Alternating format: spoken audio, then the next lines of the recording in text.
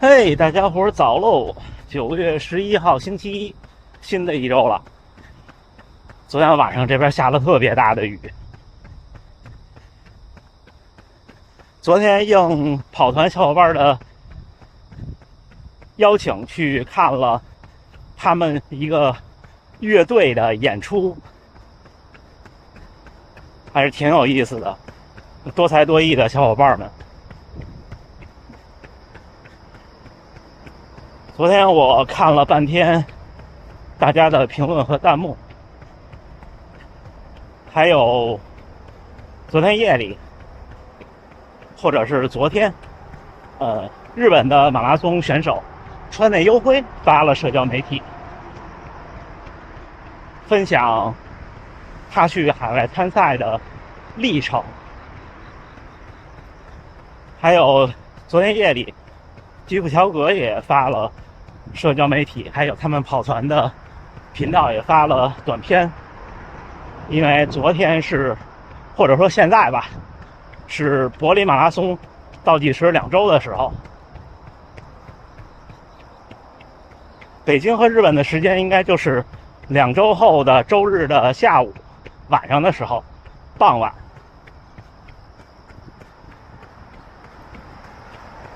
不知道屏幕前的您有多少人会去，给您加油。今天就这俩事儿咱们聊聊，还有一些评论，无论是您面对比赛的焦虑，还是跟大家分享我的一些经历，不仅仅是马拉松的。今天轻松跑得短一些，明天也是，然后我们明天回评论。后天我的最后一个训练日是集体的强度课，因为这2天白天可能还有事儿要外出。行，那咱们一会儿聊啊，加油干！现在都已经5点45了，当地时间，天还没有完全的亮。这边这几天温度下降的明显，现在只有23摄氏度了，气温。不知道是不是因为这2天总阴天有雨的原因，可能还会热一波吧。昨天我看好多小伙伴说，在北京，在奥森跑了一个10公里的比赛，说特别热。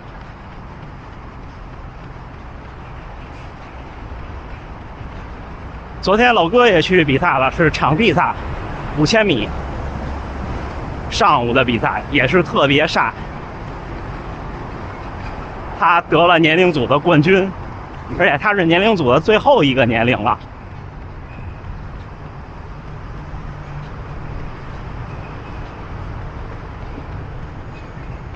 而且前天就是周6上午，他还去了 Parkrun， 还跑了18分多，好像第3名，了不起哈！所以人的极限是什么呢？很多人有的时候其实没有极限，或者你的极限终生都达不到。只是呢，我们活在了一个不一定能把自己的极限完全发挥出来的，可能是别人给你营造的，也可能是自己给你营造的小空间里。这是这些年我的一个感悟。川内优辉说了什么呢？他就分享他去世界上，就是日本以外的地方比赛的经历。他第一次是被派遣的，就日文写的也是派遣，但是我不知道这个派遣怎么讲，是国家形式的还是什么形式的。然后之后第2次就是已经有经纪人了，经纪人去谈，等于跟人家谈说你给我发一个邀请让我去。之后呢，就是他自己去谈，发一个邀请。最后他补充最后一句，我觉得特别打动我。他说：“如果我只停留在等待被派遣，那我将永远等待被派遣。”好像是这么说的。而他现在已经在今年的伦敦完成了他的6场大满贯。并且他在波士顿夺过冠。所以人生的每一个岔路，可能就是一次等待和一次主动的选择。马拉松不会教会我这些，但是马拉松让我开阔眼界，让我不安于现状，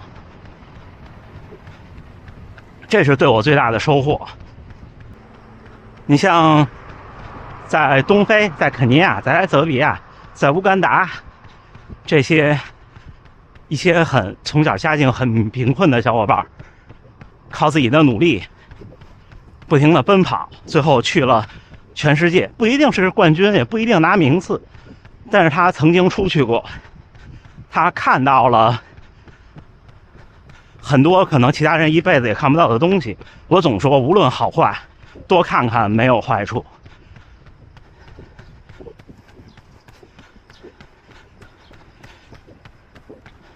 我觉得马拉松带给我们的更多的应该是希望，而不是焦虑。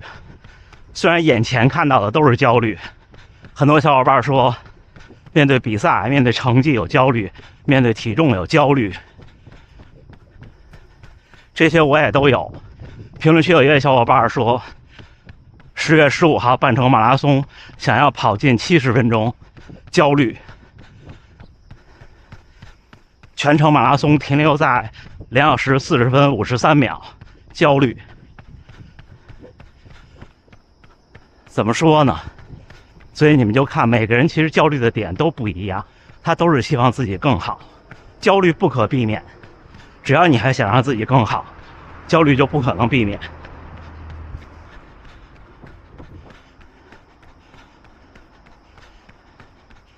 焦虑是近处的，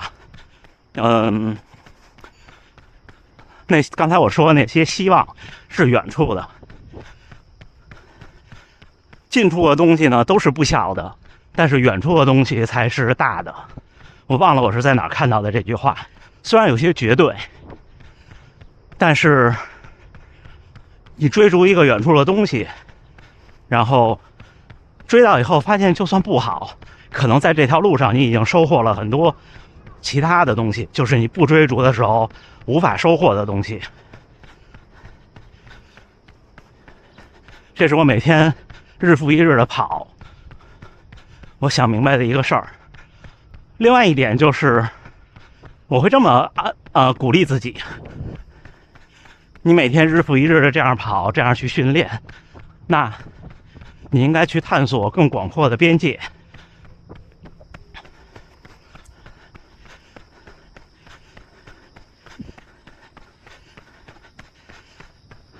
这就特别像我们当时上高中的时候，考高中的时候。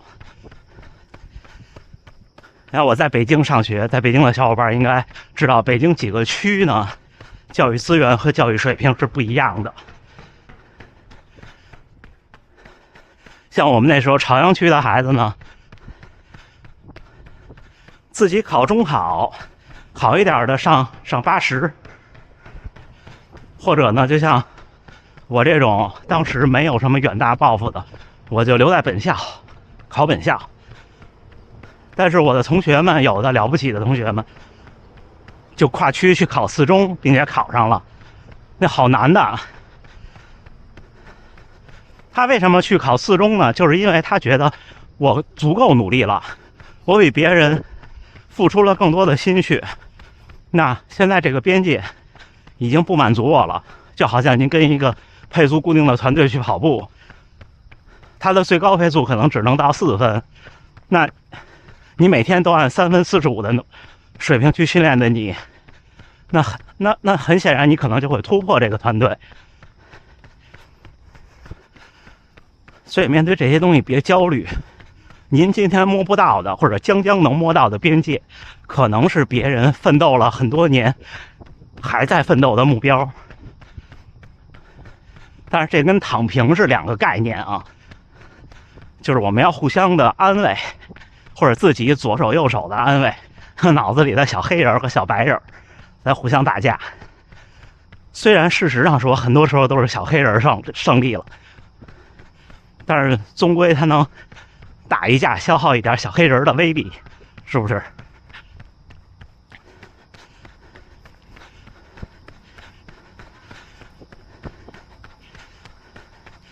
包括我想跑波士顿，前几年我很努力的拿到了波士顿的入场券，结果，对吧？如果不是雅培抽中了我给我了最后一场的名额，我只能明年才去跑波士顿，因为今年波士顿的报名的时候我是没有符合时间段的成绩的。随遇而安的想法就是，那个时候那个时期，在国内的小伙伴都没有成绩，但是有的时候人会较真儿啊，我会想，那好多人都有了呀，是不是我还不够努力？所以那时候有一阵儿都魔怔了。有小伙伴说下周要来旅行，大阪城偶遇，行啊，我差不多就是。我要是轻松跑的时候，就跑得短的时候，或者是强度课的时候，或者是合练的时候，我就都只会在这条路上折返。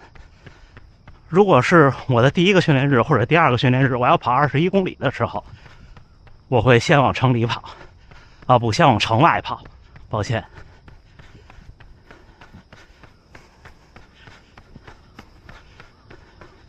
好些事就是打怪升级，打的怪多了。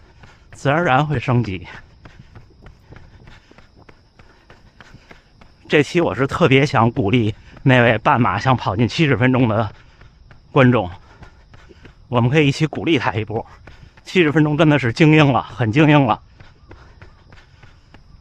还有为昨天北京那个10公里顶着炎热取得好成绩的小伙伴们，都加个油，老哥在前边。打个招呼，跟他们跑一圈。另外一位小伙伴也是跑团的小伙伴，好成绩啊！哎呦，北马，这就是取消了的那一年组委会给记了一件，累不累？不累。哎，9月11号星期一清晨6点44训练结束啊。今天虽然是第2个训练日，但是我跑得短，几个原因。第一个是昨天跑了个强度课，第二个原因是这周的最后一个训练日，就是我的第4个训练日是合练的强度课。强度课我还是要保证质量，这个并不是说一定你要跑多快，要保证质量。你累的时候不一定能保证质量，所以又要快要比赛了，所以这种速度的强度课我要抓住每一个机会，因为时间过得很快，今天11号了。很快半个月过去就是月底的比赛，然后再半个月过去正好又是下个月的比赛。跑了13.69公里，平均配速5分19，一开始在4分50多5分，之后碰到小伙伴们呢，就一起一边跑一边聊。后藤先生就是你们看社交能力特别强的那位先生，周末要去京都，是一个山地的100公里，他的目标是13小时，很厉害很厉害。前段时间刚过完46周岁的生日，平均配速5分19，看看啊，平均心率133，功率188，步频192。最近的训练是有一些改观，有一些效果。